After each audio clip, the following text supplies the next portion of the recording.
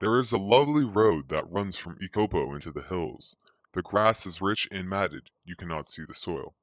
Oh, by the way, I'm your narrator, in case you were wondering. I'm here to tell you the stories of Kumalo and Jarvis, two fathers whose lives changed with one murder, connecting their distinct lifestyles. That's the Tutihoya you hear in the background. It rarely cries anymore since the valley is infertile, and the earth is torn. Jarvis and Kumalo are about to embark on adventures that will change their perspectives on their family and their societies. There is a Oh, I see an officer from Ikopo. They rarely come around here. I wonder what he's here for. What is it, Officer Sponda? I'm afraid I have some bad news. What is the news? Your son has been murdered. Is it true? Yes, I'm afraid so. As Jarvis learns of his son's demise, Stephen Kumalo, a priest from Indocheni, a province of South Africa, is traveling to Johannesburg to find his lost son. What he learns will surprise you and him. I've never been outside Ikopo's. Our town is very infertile. We need to fix the rain. Is that Johannesburg? No, that's Bob. Hey. That letter made me really nervous. You know, my sister Gertrude, I haven't seen her. She's in trouble. Daddy Cope, that's Johannesburg. No. Oh. No, that's a house. Okay, yeah, makes sense. I haven't seen my son Absalom. He is also in Johannesburg. I need to find him, get him out of whatever trouble he's gotten himself into. This is Johannesburg. Yes, this is Johannesburg. Yay! Arriving in Johannesburg, Kumalo meets Misimangu, a warm and generous and humble young minister from Sophiatown. After saving his sister Gertrude from prostitution and an unholy life, he begins a laborious search for his son, Absalom Kumalo. Hello, I'm Mr. Mkese. Who are you? I'm Missy Mungu. And I'm Stephen Kumalo. We're looking for my son Absalom. Have you seen him? Yeah. Oh, where has he gone? I haven't seen him in a year. I don't know where he is. I don't know where he is now. Well, why do you tremble? Because I'm cold. Are you certain? Yes.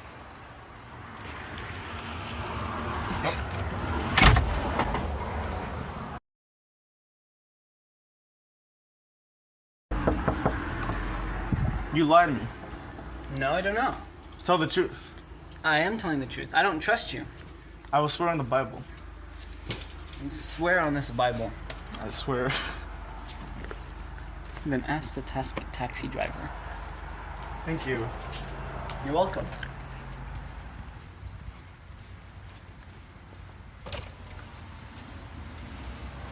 Did you guys need a taxi? Yes. Please get inside. Have you seen my son Absalom Kumalo? Yes, I actually have. But the last I heard, he went to Orlando to live with the squatters in Shantytown. All right, we will get out here. Okay.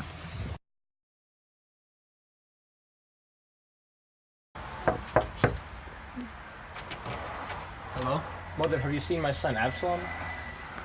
We took pity on him. We took him in for a couple of months, but I fear now he's at the reformatory. The reformatory? I'm so sorry. Thank you. Good luck, Umfundisi.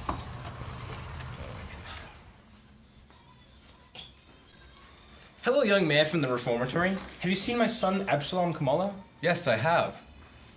Except he said that he didn't have any family members or relatives in Johannesburg. We let him out early because of good behavior, but he left urgently because of some pregnant woman. What? Yeah, that. Well, the last I saw him was in Pinville. Pimville, huh? Yeah. Thank you. Is it true what they say? Is my son the father of your child? Yes, he is. Where has he gone? He's been gone since Saturday. Thank you. I knew my son was getting into trouble. What can I do? I'm sorry, brother.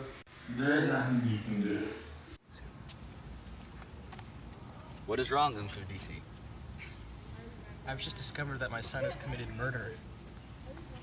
It's okay, bud.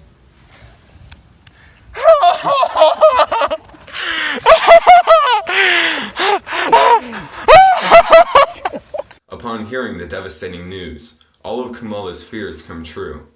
But the tragedies that their sons endure transcend their races. Both Jarvis and Kumalo are human, and that is a constant no matter what race, gender, or religion. Their reactions are almost identical, demonstrating the unity that these two people can share.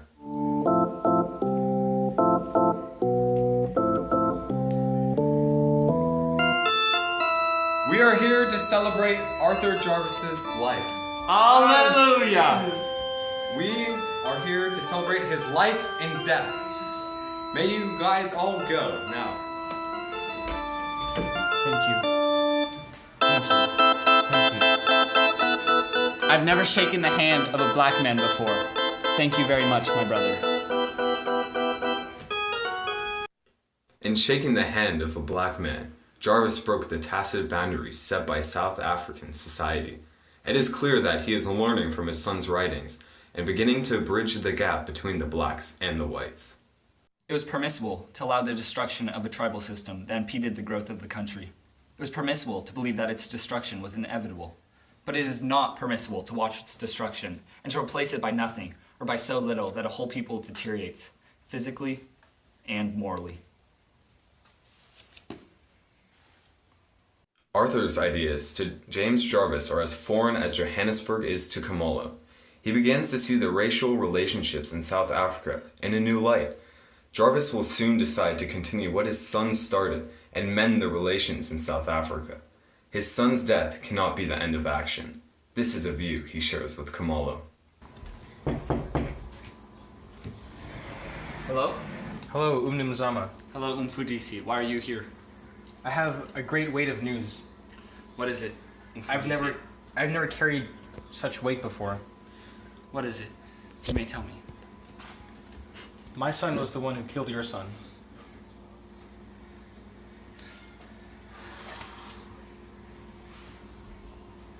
I understand you, Umfudisi. I'm not angered. You may go now. Thank you, Umfudisi. Thank you. The two men meet for the first time, initiating a significant bond between the two men. Mom, I'm recording! Sorry, honey! Instead of it being a relationship where Jarvis is superior, it is one where both men are equal, a significant step towards racial equality. We are here for the hearing today of Matthew and Absalom Kumalo and Johannes Beforian. Due to the lack of evidence, Matthew and Johannes have been declared free. However, Absalom Kumalo is sentenced to death by the law. Absalom, do you have anything to say? I have but this to say. That I killed that man, but I did not mean to, for it was out of fear. Court adjourned.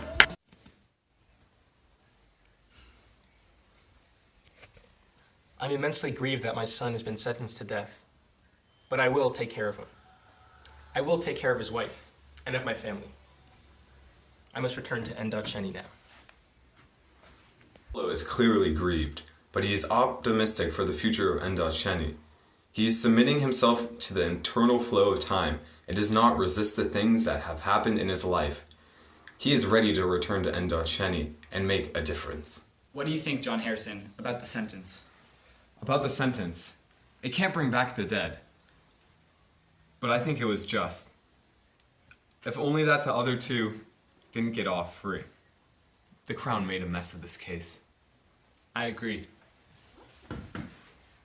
But after reading my son's words, I start to realize that it may not be their fault, that I must do something different. When I return back to Ndacheni, I will help the people. Help the people thrive. A white man reacts differently than a black man in South Africa. That is reality. Jarvis wishes justice for his son, for his life, but at the same time he recognizes the injustice in the system, and he begins to witness the necessity of reform. He is ready to return to Ndacheni and make a difference. Hello, Mfunzisi. Is this your church? Well, yes, it is. May I come inside? Of course, Inko-sama. Inko-sama, what does that mean? In Zulu, Inko-sama means little master. Oh, okay. Can I get you anything to drink? Sure, can I have some ice-cold milk?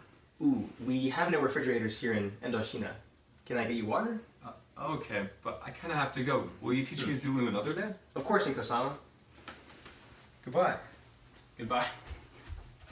The meeting between Stephen Khumalo and the grandson of James Jarvis is significant because it represents the bringing of the rift that has been created by the urbanization of South Africa. Yo, dude, what are you doing? You gotta go. Yo, no, that's nasty. Yo, okay. Alright, continue. Through being willing to learn Zulu, the boy demonstrates a desire to connect with the tribal culture and finally eliminate what has been separating.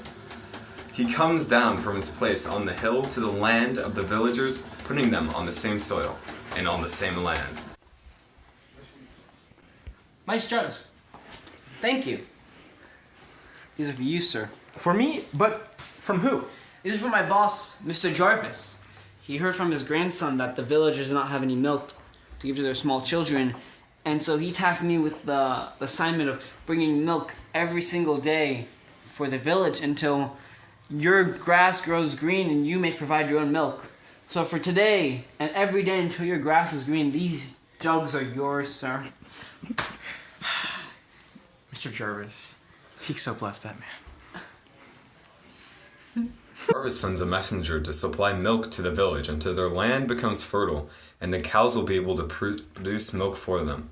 The established relationships between the men represent the work that they are putting out to transform the environment around them. Hello, I am the native demonstrator that Jarvis has sent for. But you're white. I'm South African. To demonstrate what, though? I'm here to teach your people how to farm this land. The white man. Where would we be without the white man's help? Without the white man's technique? It's true that Jarvis has sent for me and is paying me to be here, but I'm here because I truly love this land, and I want to help your people be able to farm it. Can I trust you? Yes. Please, bring no hatred upon my land. I will not bring hatred upon this land. I love this land just as much as you. The land is fertile. My people have resumed working, and even the Titi Hoya have resumed its forlorn crying. One thing is certain. This was not the sole doing of the white man, nor of my people. It was a joint effort which has led to the prosperity of my homeland. I have seen the seeds of South Africa's reunitement being planted. I've begun to see the wisdom of my son's words. In him and the rest of the whites in South Africa, we are beginning to see ourselves as equals to the natives. We no longer view them as criminals, but as fellow South Africans. In this valley, I see Titi Hoya resume its forlorn cry, and we are beginning to plant the seed for the reunitement of South Africa.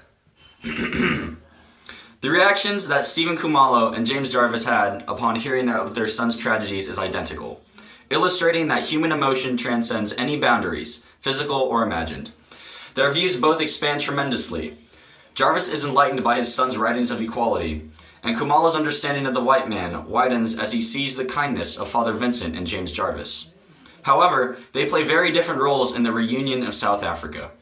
James Jarvis provides the materials and services to mend the rift, yet he is not able to implement them in the Ikopo society. That is what Khumalo is for. He is able to get the Ikopo tribe to use the things Jarvis gives him due to his position of power. Although their sons endured harsh tragedies, Stephen Khumalo and James Jarvis came together to unite their country.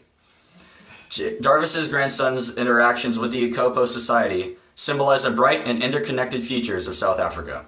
South Africa will be prosperous.